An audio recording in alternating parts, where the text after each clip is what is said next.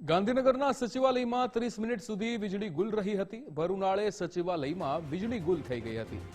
સ્વર્ણિમ સંકુલમાં વીજળી ગુલ થતા પરેશાની થઈ હતી. સ્વર્ણિમ સંકુલમાં ભારે ગરમીનો અનુભવ થયો હતો. શુક્રવારના કારણે કોઈ મંત્રી હાજર નહોતા. ટેકનિકલ સ્ટાફને જાણ કરી વીજ પ્રવાહ ફરી શરૂ કરવામાં આવ્યો હતો.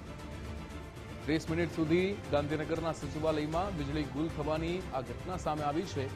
સ્વર્ણિમ સંકુલમાં વીજળી ગુલ થઈ જતા પરેશાની થઈ હતી. ભર ઉનાળે સચિવાલયમાં વીજળી ગુલ થઈ ગઈ હતી.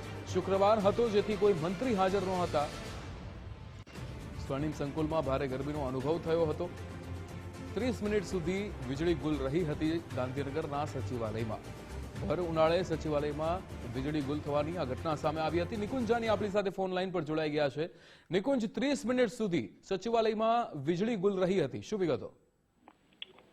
જે જગ્યાએથી રાજ્યનો વહીવટ થાય છે તેવા સ્વર્ણિમ સંકુલ જ્યાં રાજ્ય કક્ષાના મંત્રીઓ બેસે છે ત્યાં ભર ઉનાળે લગભગ અડધો કલાક સુધી વીજળી ગુલ રહી છે.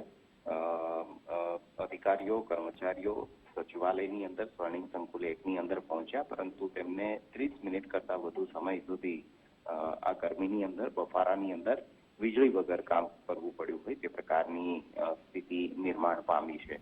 જોકે શુક્રવાર છે જેના કારણે કોઈ મંત્રી ઉપસ્થિત નહોતા, પરંતુ મંત્રાલયનો સ્ટાફ, અન્ય અધિકારી કર્મચારીઓ અડધો કલાક સુધી આ વીજળી વગર રહ્યા અને ટેકનિકલ સ્ટાફને જાણ કરતા વીજ પુરવઠો ફરી એકવાર કાર્યાન્વિત થયો છે. પરંતુ સચિવાલયની અંદર જ આ પ્રકારે વીજળી ગુલ થયો હોય તે પ્રકારની ઘટના બની છે. અને એ જગ્યા કે જ્યાં રાજ્ય કક્ષાના મંત્રીઓ બેસે છે તે સ્વર્ણિમ સંકુલ 2 ની અંદર પણ વીજળી 30 મિનિટ સુધી ગુલ રહી હોય તે પ્રકારની સ્થિતિ નિર્માણ પામી છે.